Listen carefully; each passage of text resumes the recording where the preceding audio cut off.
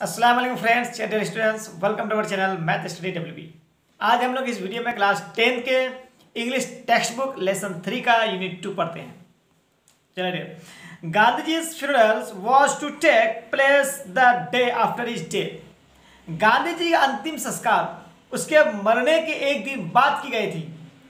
Hours in advance, लोग वक्त से पहले, people line to route the funeral procession was to flow.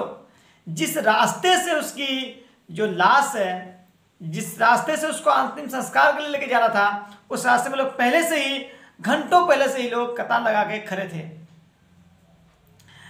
पद्मासी, Mrs नायडू's daughter, Mrs Naidu की बेटी जिसका नाम है पद्माशी, स्पोक फॉर अस ऑल, हम सबों से ये कही, when she said simply, ये एक एकदम सिंपैथेटिकली भाषा में वो बोली, we will walk, हम लोग पैदल चलेंगे।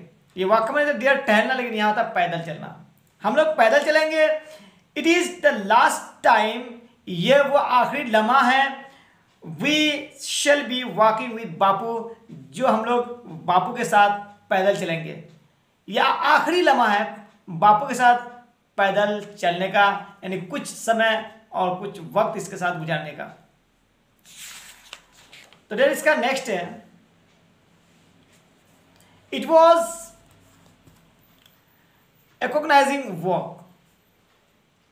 ये कह रहा डियर यहाँ कि ये एक दर्द भरी, ये एक मुश्किल, बोले तो कोई दिक्कत नहीं इसमें, एक मुश्किल भरी ये वॉकिंग था, यानी पैदल चलना था।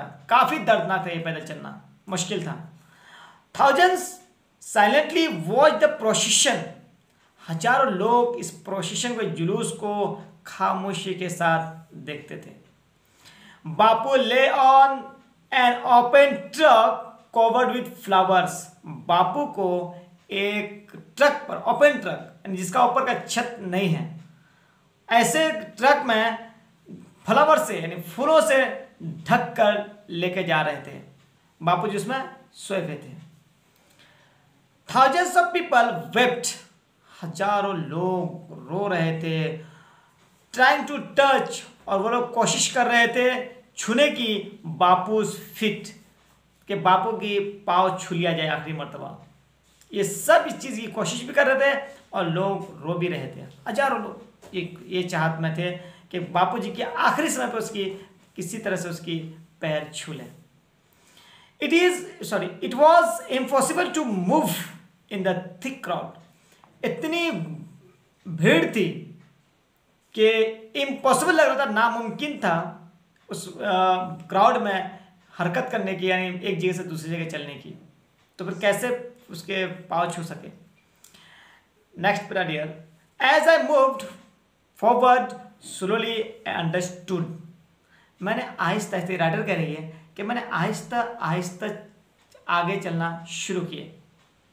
आई अंडरस्टूड, मुझे समझ में ये बात आई, I was not merely in the midst of grievance people, मैं ही सिर्फ इन गम मनाने वाले लोगों में, इन शोक मनाने वाले लोगों में सिर्फ मैं ही नहीं हूँ। अब राइटर उस जगह जाकर के देख रही है कि सिर्फ मुझे ही सदमा नहीं लगा था। हम लोग यूनिट में पढ़े थे कि जब वो गाड़ी में इंटर की थी तो उसको शौक से वो बेहोश हो गई थी। तो जब उन्होंने जाकर के स्पॉट में देखा, यानी जगह में जाकर देखी, तो वो सोच रहे हैं कि सिर्फ मैं ही नहीं हूँ गम मनाने के लिए, हजारों लोग उस बापू के लिए लोग गम मना रहे हैं, शोक मना रहे हैं। तो वहाँ जाकर वो बात समझ में आई। This was even more than the funeral procession of India's beloved leader, और ये वो शख्स, वो हिंदुस्तानी महबूब लीडर के जनाजा थे जो ज़्यादा से ज़्यादा लोग उसमें हाजिर थे, शामिल थे उसमें, उस प्रोसेशन में। I was among people for home walking with Bapu, मैं उन लोगों के दरमियान शामिल थी जो बापू के साथ पैदल चल रहे थे। हैड ए स्पेशल मीनिंग, और एक खास मतलब के साथ। और वो खास मतलब क्या था कि बापू जी जो हम लोग का नेशन का, जो नेशनल लीडर, पूरे नेशन का बापू है, वो एक माना रखता है इस बात को। तो बोला कि बापू के साथ एक स्पेशल मीनिंग्स के साथ लोग चल रहे थे। We had walked with Bapu over the rough and smooth of India's recent history. यहाँ करा डियर, मैं इसको मीनिंग के हिसाब से या तो सेटिंग नहीं क्या जाएगा, लेकिन इसको आप समझने की कोशिश कीजिएगा। एक बहुत बड़ी बात इसमें कहने की कोशिश कर रहा है राइटर। वो करेंगे, वो बापू जी थे जो हम लोगों के लिए हर आसान मुश्किल जिस लम्हा के साथ रहे, हम लोग उस लम्हा में बापू जी ने साथ दिए। हर लम्हा पे मुश्किल वक्त बापू जी साथ दिए थे, जब खुश थे तब भी साथ दिए थे, जब दुख में थे तब भी बापू जी हर हाल में हम लोग के साथ है। रफ एंड स्मूथ, इसीलिए इस वर्ड का इस्तेमाल किया गया। Of India's recent history, India की जो ये हिस्ट्री बनी थी, इस हिस्ट्री में बापू जी ने हम लोग के साथ दिया था, दुख मुसीबत सब में। We could not now accept the fact, हम इस बात को अभी भी मानने के लिए तैयार नहीं थे, अभी भी ये बात विश्वास नहीं हो रहे थे, that the man who had led us over many difficult paths, जिन्होंने हम लोगों को इन सारे मुश्किलात से निकाले थे। अब मुश्किलात से डियर, तरह तरह से जात में भेदभाव हुआ करते थे, अंग्रेजों ने हम लोगों को गुलाम बना के रखे थे, हम हिंदुस्तानियों को। इन सारे मुश्किलात से उन्होंने हम लोगों को आज़ादी दिलाया, हम इन सारे मुश्किल रास्ते से, डिफ़िकल्ट पाथ से हम लोग को आज़ाद करवाया। अब विश्वास नहीं हो रहा था कि वो शख्स हम लोग के बीच में और नहीं रहा। ये बहुत दुख भरी बात डियर यहाँ राइटर ने हम लोगों के पास ये इस जुमला में शेयर करने की कोशिश की है। Was never going to work with us again, और ऐसे शख्स के साथ हम लोग दोबारा चल नहीं पाएंगे। ये हम लोग के आखिरी लम्हा है जब हम बापू के जैसे हम लोग चल रहे हैं, ये वो सोच सोच के चल रहे हैं हम लोग। बापू स्लाइट फिगर हैड वर्कड, अब वो लोग याद कर रहे हैं कि बापू की दुबला पतला जिस्म, उसके हाथ में वो जब चल रहे थे तो उसके हाथ में स्टॉफ इन हैंड, उसके हाथ में एक छड़ी हुआ करते थे। Over a large part of India, वो पतला दुबला जिस्म और उस हाथ में जो छड़ी थी वो लेकर के इंडिया के मैक्सिमम जगह में वो सफ़र किए थे। एक large part of India, India का एक लार्ज पार्ट में, एक अच्छा खासा एरिया में उसने सफ़र किए हैं। To walk is to make slow progress, यहाँ डियर इस सेंटेंस में ये बताने की कोशिश कर रहा है कि कोई भी काम आप सब्र के साथ, धीरज के साथ और एक स्लो प्रोसेस में कंटिन्यूअसली करते रहिए। अगर ये बापू जी की टॉक है, ये बापू जी की बात है, वो हम लोग को कह के गए हैं कि कंटिन्यूअसली कोई काम करते रहिए। तो इसलिए कहा to walk is to make slow progress. आप कोई काम अगर कंटिन्यू करते हैं, भले वो स्लो प्रोग्रेस हो, लेकिन उसको आप कंटिन्यू करते रहिए। It is to think with clarity and closely look at all that is around you. अगर आप हर चीज आराम से और स्लोली करते हैं तो आप आपके आसपास जो भी चीज, छोटी बड़ी चीजों को आप सही क्लैरिटी के साथ आप उसको जान पाएंगे। कोई भी जगह हड़बड़ा के करेंगे, जल्दी जल्दी करेंगे तो बहुत सारी चीज़ों के बारे में आप जान नहीं सकते हैं। इसीलिए ने बापूजी ने कहा कि to walk is to make slow progress. एकदम काम को इस तरह से करो कि आप उस काम की हर अच्छाई, बुराई, छोटी बड़ी बातों को जान सके। From small insect to horizon in the distance, यहाँ तक बोला है कि छोटे छोटे कीड़े मकोड़े से लेकर के आसमान की वो ऊंचाई जहाँ आपको, या वो दूरी जहाँ ऐसा लग रहा है कि ज़मीन और आसमान, कभी अगर मैदान में जाके देखेंगे तो लगेगा कि आसमान और ज़मीन एक जगह मिल चुका है। तो ऐसी जगह को हॉरिजन कहते हैं, उफ इस उर्दू में कहते हैं इसको। तो डियर बोल रहा है कि जब भी कोई काम आप कर रहे हैं तो इतनी ध्यान से कीजिए कि आपको वहाँ उसकी छोटी से छोटी बातों से लेकर के बड़ी सी बड़ी बातों को आप उसके बारे में जान सके। ये गांधी जी की एक कॉल थी, उसी को राइटर ने बयान करने की इस जुमला में कोशिश की है। इसलिए कहा गया to walk is to make slow progress. मैं बार बार मैं संदेश को इसलिए ले रहा हूँ डियर क्योंकि गांधी जी ने कहा ये बात, राइटर उसको हम लोगों तक वो पहुँचाई है। From horizon in the distance, sorry. Moreover, to walk was often the only way open to the average Indian. और वो हमेशा वो अक्सर एक एवरेज इंडियन की तरह अपनी जिंदगी गुजारा किए हैं।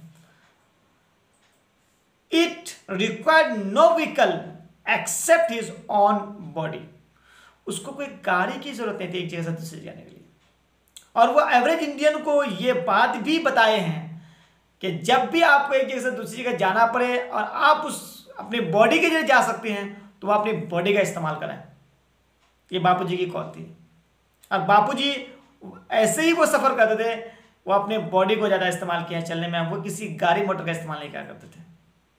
तो ये कह रहा है कि it's required no vehicle except his own body to and cost him nothing. आप अगर अपने बॉडी के जरिए एक जगह से दूसरी जगह जाते हैं जिसके लिए आपको सफ़र करने के लिए कोई पे, कोई भाड़ा, कोई फेयर नहीं देने की जरूरत पड़ती है, ये वो आप बताने की कोशिश किए हैं। बट हिज एनर्जी, सिवाय उसके ताकत के, बॉडी की सिर्फ ताकत की जरूरत है। तो कभी भी आप घर से हम लोग 1-2 किलोमीटर का चलते हैं, अगर पॉसिबल है कि हम अपने बॉडी को लेकर चल सकते हैं तो गांधी जी के इस कॉल के मुताबिक वो सफ़र हम लोग पैदल ही करें तो बेहतर है, पैदल कर लेनी चाहिए। Gandhi ji took this necessity. Gandhi ने इस बात को जरूरी कहा कि as he took much that was common place, यानी वो जगह जहाँ आप रोजाना आना जाना कर रहे हैं, कॉमन प्लेस है, जैसे मार्केट हुआ या ऐसी जगह जहाँ आप डेली चाय पीने के लिए जाते हैं, ऐसी जगह आप डेली अगर पैदल जा सकें अपनी बॉडी के साथ, जहाँ आपको कोई अदर कॉस्ट, कोई व्हीकल की कॉस्ट यानी गाड़ी मोटर की कॉस्ट ना अदा करना पड़े, तो आप उसको अपनी बॉडी के साथ ही जाइए, यानी पैदल जाने से बेहतर है। ये कह रहा है कि पैदल जाया कीजिए and transform into the joyful effort, जिसमें आपको बहुत सारी खुशियाँ प्राप्त होंगे, आप बहुत सारी खुशी पा सकते हैं ऐसे जगह जब कॉमन प्लेस में अगर आप पैदल आना जाना किए तो डियर गांधी जी ने हम लोग को एक बहुत बड़ी बात कह के गए हैं।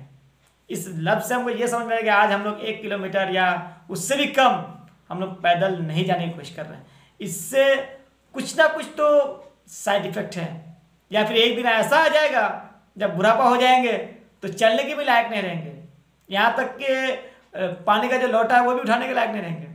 तो गांधी जी हिंदुस्तान के एक लार्ज पार्ट में वो अपने हाथ में ले हुए आशा यानी डंडा को लेकर के, धोती चप्पल पहन करके सफ़र क्या करते थे।